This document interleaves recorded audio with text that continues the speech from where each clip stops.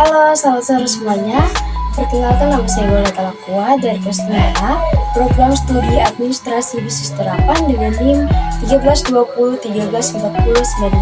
Di sini saya akan membahas tentang pengaruh kesehatan keuangan dan karakteristik perusahaan terhadap pelaporan terintegrasi. Selamat menyaksikan. Pelaporan terintegrasi hingga saat ini masih disusun secara sukarela, sehingga masih sangat sedikit perusahaan yang bersedia menerapkannya.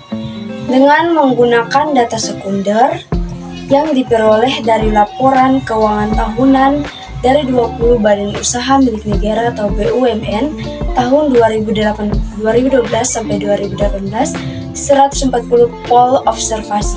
Penelitian ini bertujuan untuk memprediksi pengaruh indikator kesehatan, keuangan, dan karakteristik perusahaan terkait ukuran, umur, dan jenis perusahaan atau industri pada luas lingkup pengungkapan pelaporan terintegrasi BUMN yang terdaftar di Bursa Efek Indonesia atau BEI.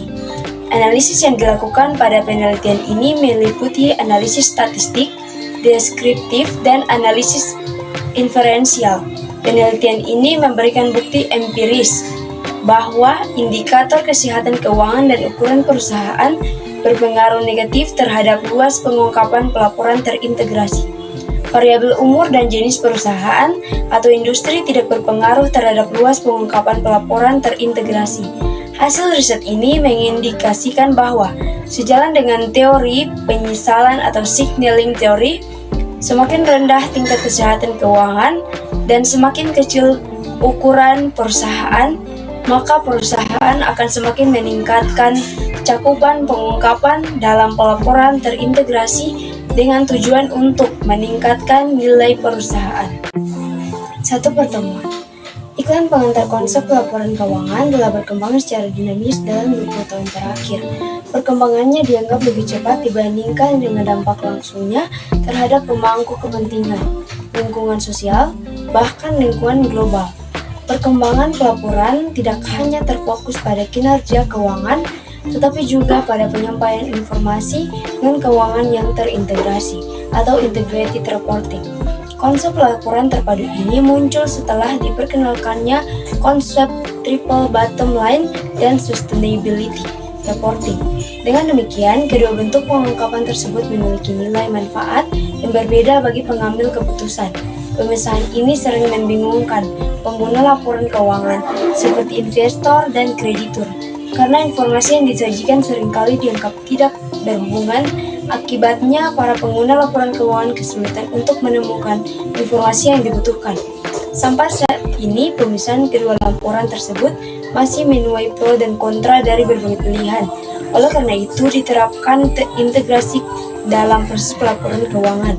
Integrated reporting berupa memberikan informasi mengenai keberlanjutan perusahaan dan kinerja keuangan secara terintegrasi agar lebih informatif dan mudah dipahami melalui pelaporan terintegrasi. Informasi akuntansi diharapkan lebih berkualitas ketika digunakan oleh pihak yang berkepentingan.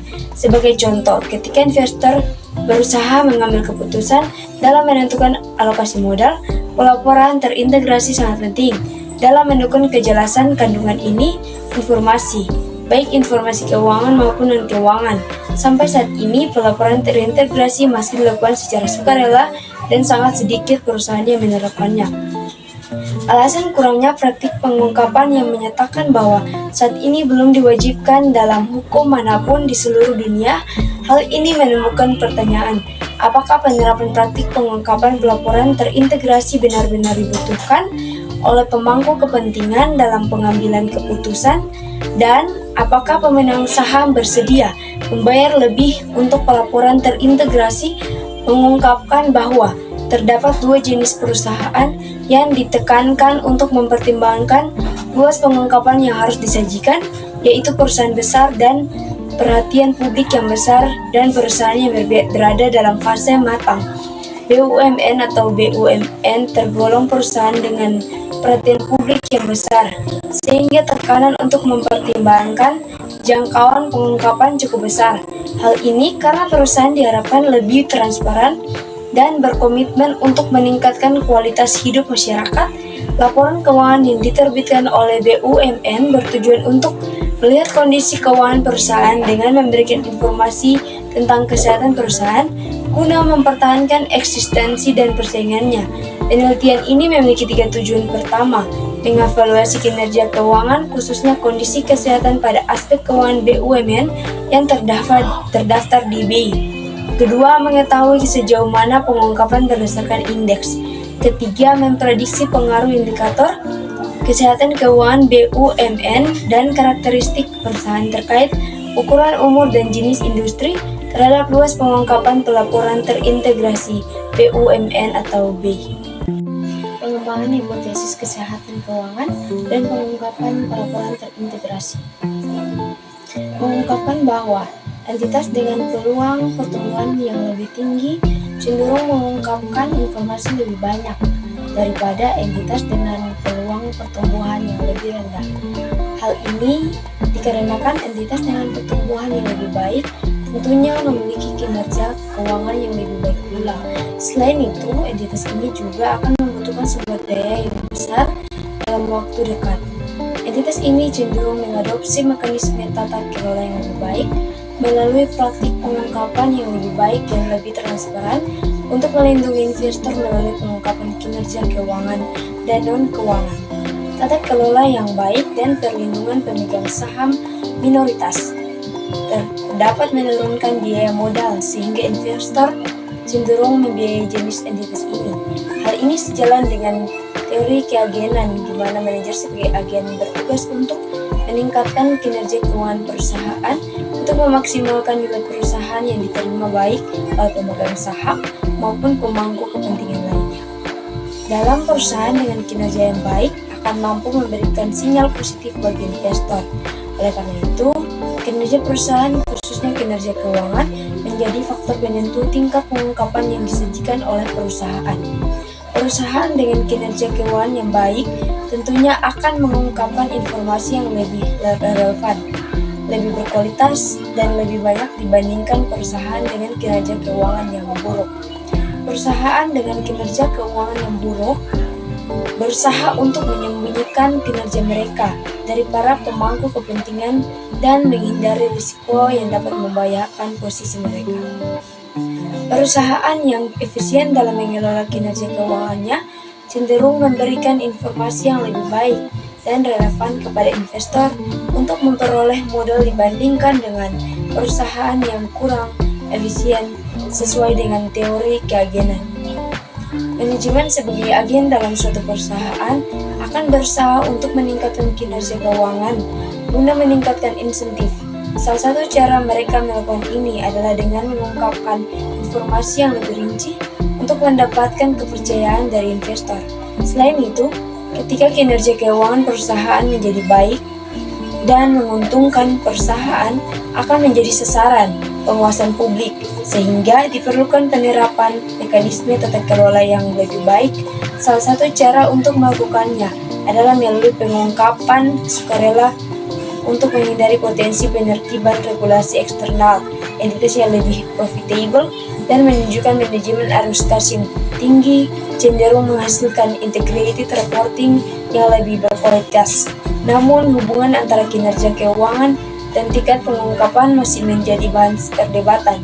Dalam penelitian di bidang ini, tidak ada hubungan antara kinerja keuangan perusahaan dan tingkat pengungkapan kesehatan keuangan berpengaruh terhadap luas pengungkapan pelaporan terintegrasi ukuran perusahaan, dan pengungkapan pelaporan terintegrasi menyatakan bahwa entitas yang lebih besar ikatan perlu mengungkapkan lebih banyak informasi karena mereka mendapat perhatian publik yang lebih besar, melakukan lebih banyak kegiatan, dan membuat dampak yang lebih besar pada masyarakat dan lingkungan. Dan karenanya perlu menunjukkan tanggung jawab sosial yang lebih besar dan meningkatkan citra perusahaan mereka karena visibilitasnya yang lebih tinggi. Entitas yang lebih besar juga mengalami lebih banyak tekanan dari berbagai kelompok pemangku kepentingan untuk mengungkapkan aktivitas sosial mereka. Dengan kata lain, ukuran entitas akan mempengaruhi luasnya pengungkapan tanggung jawab sosial perusahaan yang merupakan bagian dari laporan terintegrasi. Metode data dan analisis penelitian. Ini merupakan penelitian explanatory research di mana sifat explanatory yang dilakukan dalam penelitian ini adalah casual explanatory yang bermaksud untuk menjelaskan pengaruh indikator kesehatan keuangan BUMN, size, umur, dan jenis industri BUMN terhadap sejauh mana pengungkapan pelaporan terintegrasi BUMN. Sebelum menjelaskan pengaruh tersebut, dilakukan analisis mengenai kondisi kesehatan aspek keuangan BUMN yang mengacu pada Peraturan Menteri BUMN. Fokus penelitian ini adalah kinerja keuangan BUMN di Indonesia. Populasi penelitian adalah seluruh BUMN yang terdaftar di BI yang berjumlah 20 perusahaan. Metode pengambilan sampel yang digunakan adalah non-probability sampling dengan judgment sampling. Metode judgment sampling melibatkan pilihan dari subjek yang memiliki tempat paling menguntungkan atau posisi terbaik untuk memberikan informasi yang dibutuhkan. Kriteria yang digunakan dalam pemilihan sampel adalah: yang pertama, BUMN yang terdaftar di BI pada periode 2012 sampai 2018. Yang kedua, BUMN yang laporan keuangan tahunan dan laporan auditor independennya tersedia lengkap di database BI. Berdasarkan kriteria tersebut, maka jumlah sampel yang digunakan dalam penelitian ini adalah 20 BUMN dalam periode pengamatan selama 7 tahun, atau jumlah keseluruhan pengamatan adalah 140. Data yang digunakan dalam penelitian ini adalah data sekunder yang berisi data keuangan yang diperoleh dari laporan keuangan tahunan BUMN yang dipublikasikan. Penelitian ini menggunakan data pooling atau gabungan data antar perusahaan cross-sectional dan data time series dengan periode analisis 2012 sampai 2014. Variabel independen dalam penelitian ini adalah pelaporan terintegrasi.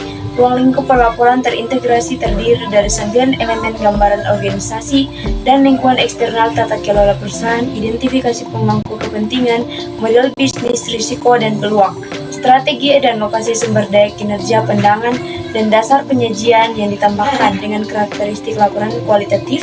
Kriteria ini disebut daftar periksa pelaporan terintegrasi yang dikeluarkan oleh IRC. Skala yang digunakan adalah skala rasio, yaitu dihitung dari jumlah pengungkapan dibagi dengan jumlah kriteria. Variabel bebas dalam penelitian ini adalah indikator kesehatan BUMN. Variabel ini dihitung dengan menggunakan skala ordinal.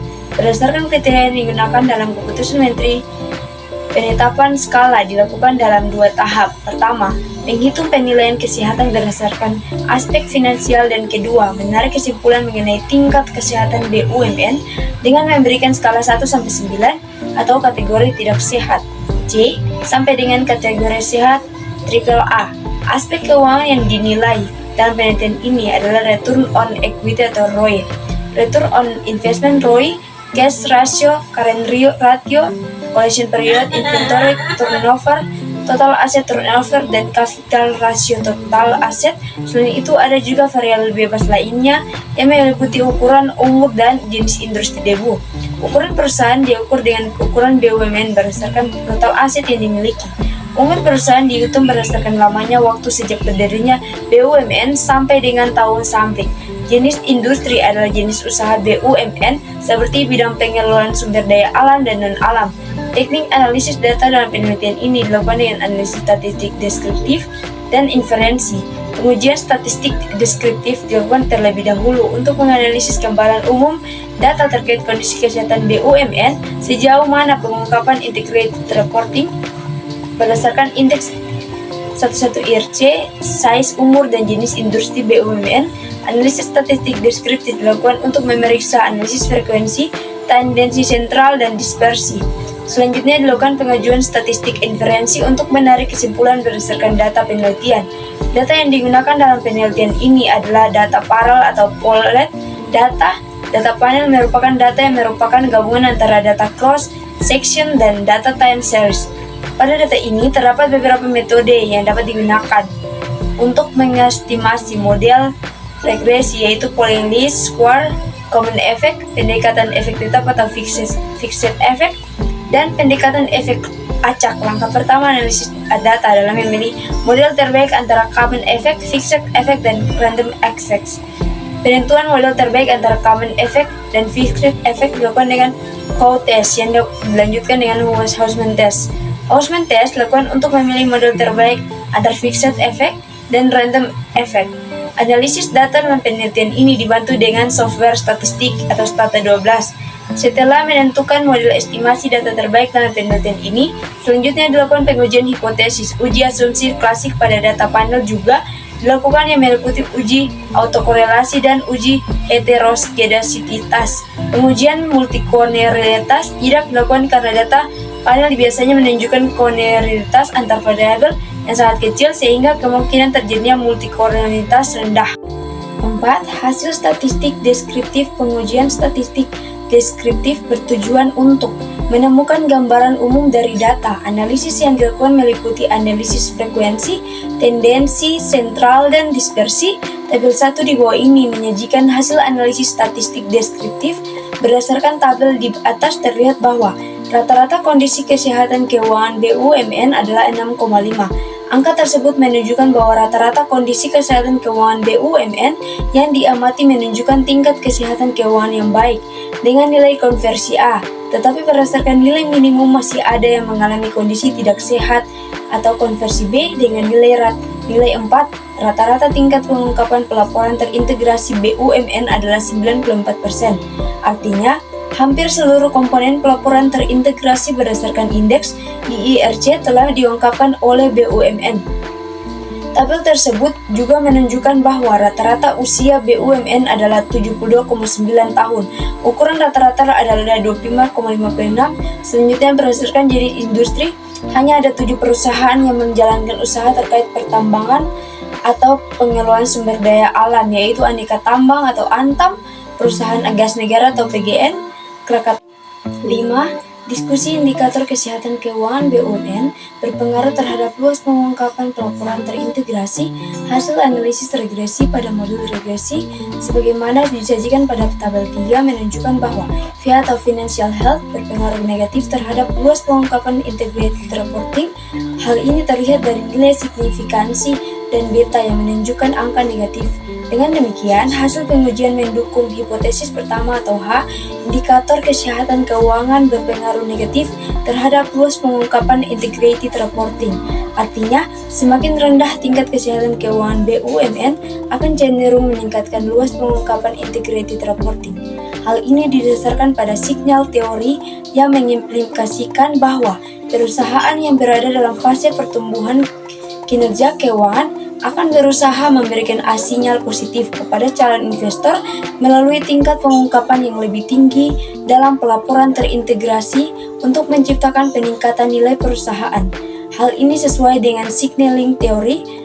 Hasil penelitian ini sejalan dengan hasil penelitian yang mengungkapkan bahwa semakin rendah indikator kesehatan keuangan yang diproyeksikan dengan profitabilitas, maka semakin tinggi upaya perusahaan untuk memberikan pengungkapan sukarela dibandingkan dengan perusahaan dengan profitabilitas tinggi. 6. Kesimpulan. Penelitian ini bertujuan untuk memprediksi pengaruh indikator kesehatan keuangan dan karakteristik perusahaan terkait ukuran, umur, dan jenis industri BUMN terhadap tingkat pengungkapan integrated reporting BUMN yang terdaftar di BI. Berdasarkan analisis bukti empiris yang diperoleh, menunjukkan bahwa indikator kesehatan keuangan dan ukuran BUMN berpengaruh negatif berpengaruh positif terhadap luas pengungkapan pelaporan terintegrasi. Berdasarkan hasil tersebut, dapat diinterpretasikan bahwa semakin rendah tingkat kesehatan keuangan dan ukuran suatu BUMN, maka semakin besar cakupan pengungkapan pelaporan terintegrasi.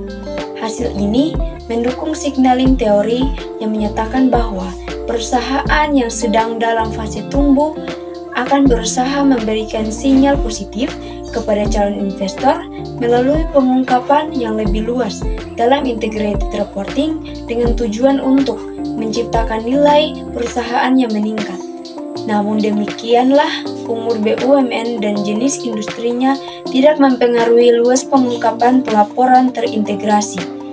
Hal ini menunjukkan bahwa perusahaan yang tercatat di BI dengan periode yang lebih pendek mengungkapkan lebih banyak informasi, mengurangi skeptisisme dan asumsi risiko tinggi dari calon investor. dibandingkan dengan perusahaan yang telah terdaftar dengan periode yang lebih lama. Umur perusahaan tidak serta-merta meningkatkan luas pengungkapan perusahaan, baik dalam hal pengungkapan sukarela maupun pelaporan terintegrasi.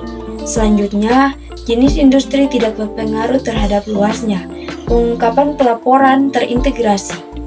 Hal ini dapat terjadi karena belum adanya kebijakan atau peraturan tentang kewajiban pengungkapan yang mewajibkan perusahaan untuk menyusun pelaporan terintegrasi. Penelitian ini memiliki beberapa keterbatasan. Pertama, kesehatan BUMN dinilai hanya dari aspek finansial karena keterbatasan data yang diperoleh. Hal ini tidak mencerminkan aspek operasional dan administratif. Oleh karena itu, penelitian selanjutnya diharapkan dapat menghitung kesehatan BUMN dengan mempertimbangkan aspek lain atau operasional dan administrasi juga, sehingga hasil yang diperoleh lebih komprehensif. Kedua, penelitian ini masih mengukur sejauh mana pengungkapan integrated reporting hanya berdasarkan ukuran kuantitatif, belum mengukur kualitas integrated reporting.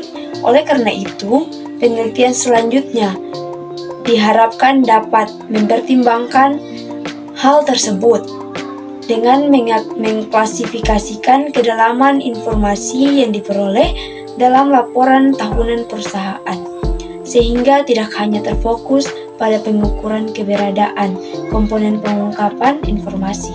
Demikian hasil pembahasan materi saya. Jika ada kesalahan, saya mohon maaf. Sekian dan terima kasih.